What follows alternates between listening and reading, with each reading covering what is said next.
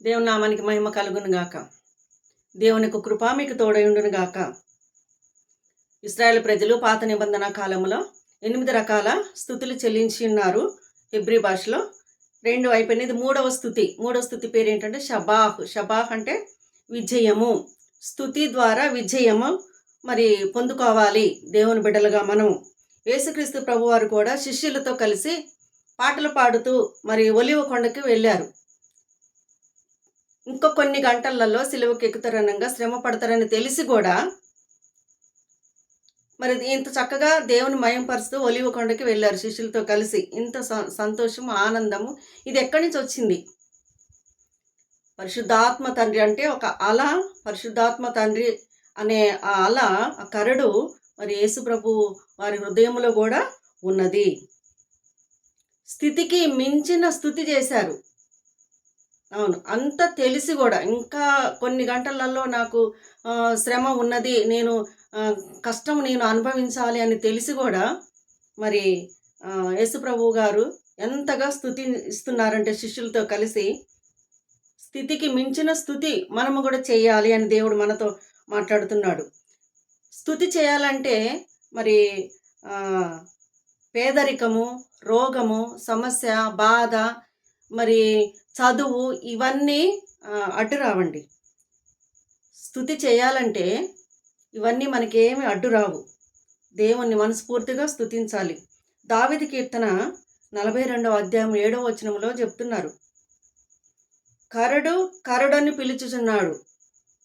అంటే కరడు అంటే అలా అంటే సముద్రం దగ్గర మరి అలల్లాగా వస్తూ ఉంటాయి వాటర్ ఎక్కువగా వచ్చినప్పుడు చూడాలి అక్కడ అల అంటే అటువంటి అల అంటే అది పరిశుద్ధాత్మ తండ్రి అనేది మనం గుర్తుపట్టాలి. ఆ పరిశుద్ధాత్మ మనలో ఉండాలి. అలా అంటే ఆ కరడుని పిలవాలంటే ఆల్రెడీ మనలో పరిశుద్ధాత్మ తండ్రి ఉంటారు. ఎప్పుడు ఉంటారంటే మరి క్రీస్తుని నమ్ముకొని తెలుసుకొని నిజమైన దేవుడని ఒప్పుకొని మరి నోటి ద్వారా పాపాలన్నీ ఒప్పుకొని తన రక్తంలో కడుక్కొని యేసుక్రీస్తు నామం పేరిట తండ్రి, కుమార, పరిశుద్ధాత్మ నామంలో మరి బాప్తిసం తీసుకున్న ప్రతి వ్యక్తిలో కూడా పరిశుద్ధాత్మ అనే వరం ఆ రోజు దేవుడు ఇచ్చాడు ఆల్రెడీ అందరికీ. కానీ ఆ ఆత్మని మనం ఏం చేస్తున్నాం అంటే నిద్రపుచ్చుతున్నాం. ఆత్మను మనం లేపాలి, పిలవాలి.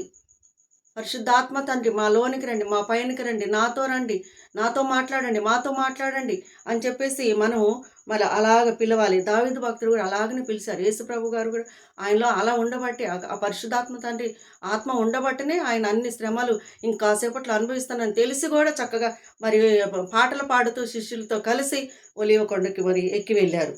భక్తి హృదయంలో ఇప్పుడు బైబిల్లో చూసినట్టయితే ఏ భక్తుడైనా ఎన్నో శ్రమలు అనుభవించాడు. ఆ భక్తులు అన్ని శ్రమలు అనుభవించిండు అని అంటే వారిలో ఏముంది? కరడు అలా పరిశుద్ధాత్మ దేవుడు వారిలో ఉన్నాడు కనుకనే ఎన్ని శ్రమలైనా అనుభవించి వారి క్రీస్తు కొరకు నిలబడ్డారనమాట.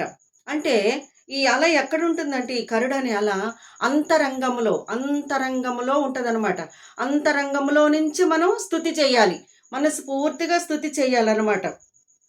దావీదు అనే ఆ పేరు కూడా బైబిల్లో చూసినట్టయితే 1000 సార్లు ఉంటుంది. దావీదు భక్తుడు కూడా అలాగనే చేశారనమాట. దేవుని ఎక్కువగా స్తుతించారనమాట. హృదయానుసారంగా, హృదయాంతరంగంలో నుంచి మన లోపల నుంచి స్తుతి రావాలండి. మనకి ఎన్ని సమస్యలు, ఎన్ని బాధలు, ఎన్ని ఇరుకులు ఉన్నప్పుడు కూడా మనం ఏం చేయాలి? దేవుని విడిచిపెట్టద్దు, స్తుతించుతూనే ఉండాలన్నమాట. మన అంతరంగంలో హృదయానుసారంగా మనం దేవుని స్తుతించాలి, ఇష్టపూర్తిగా స్తుతించాలి. ఏదో స్తుతిస్తున్నామంటే స్తుతిస్తున్నాం కాదు, కానీ ఇష్టపూర్తిగా ఇష్టం అవ్వాలి స్తుతి చేయటానికి కూడా. పై స్తుతి, పై ప్రార్థన కూడా దేవుడు వినను అని చెప్తున్నాడు కదా. హృదయాంతరంగంలో నుంచి అంతరంగంలో కూడా స్తుతి ఉండాలి మనకి. కూర్చున్నా, లేచినా, నిలబడ్డా, పడుకున్నా కొంతమంది మౌనంగానే ఉంటారు, ప్రార్థన చేయనట్టుగానే ఉంటారు, కనపడతారు ప్రజలకి బయటికి చూడ. మరి వారి ఎక్కువగా స్తుతించినట్టుగానే కనపడతారు, కానీ వారి లోపల నుంచి స్తుతి ఉంటుందన్నమాట. వారి లోపల నుంచి స్తుతి చేస్తూ ఉంటారు, అది మనకు కనపడదు. మనం కూడా అలాగ లోపల హృదయంలో నుంచి రావాలి ఆ స్థుతి. అదే అనమాట కరుడు అంటే. ఆ పరిశుద్ధాత్మ తండ్రి లోపల నుంచి మనల్ని బలపరుస్తూ ఉంటారనమాట. మన లోపలను ఉంటారు, కానీ మనం దాన్ని బయటికి తీయాలన్నమాట. తీయాలంటే ఒక ప్రార్థన శక్తి కావాలి మనకి, విశ్వాసం ఉండాలి, స్తుతించాలి, పాటలు పాడాలి.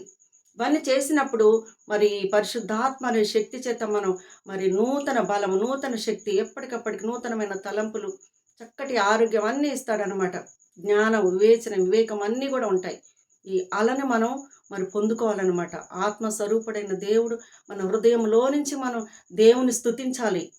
పౌలు గారు కూడా అలాగనే స్తుతించారు. మరి దావీదు మహాభక్తుడు కూడా అలాగనే స్తుతించారు. బైబిల్‌లో ఇంకెంతోమంది భక్తులు ఎన్నో శ్రమలు అనుభవిస్తూ ఆయన స్తుతించారు. ఆయన్ని విడిచిపెట్టలేదు దేవాది దేవుని. మనం కూడా దేవుణ్ణి విడిచిపెట్టొద్దని చెప్తున్నానన్నమాట. అంతరంగంలో నుంచి కూడా మనం స్తుతి చేయాలి. ఇశ్రాయేల్ ప్రజలు అలాగనే చేశారనమాట. మనం కూడా అలాగే చేద్దాం ఈ రోజు నుంచి. ఈ కొద్ది మాటలు దేవుడు దీవించును గాక. చిన్న ప్రార్థన. గొప్ప దేవుడా, ఘనమైన తండ్రి, నీ పాదాలకే వందనాలు. ఇదిగో నాయన, అయా షబాహ్ అనే తండ్రి నాయన, అయ్యా తండ్రి నాయన, ఈ స్తుతి ద్వారా ప్రభు విజయము తండ్రి, అయ్యా మేము ప్రతి బిడ్డలం కూడా తండ్రి నాయన, అయ్యా విజయము చూడాలి ప్రభ, నీకు స్తోత్రం. ఎక్కువగా నిన్ను స్తుతించాలి అంతరంగంలో నుంచి ప్రభ నాయన.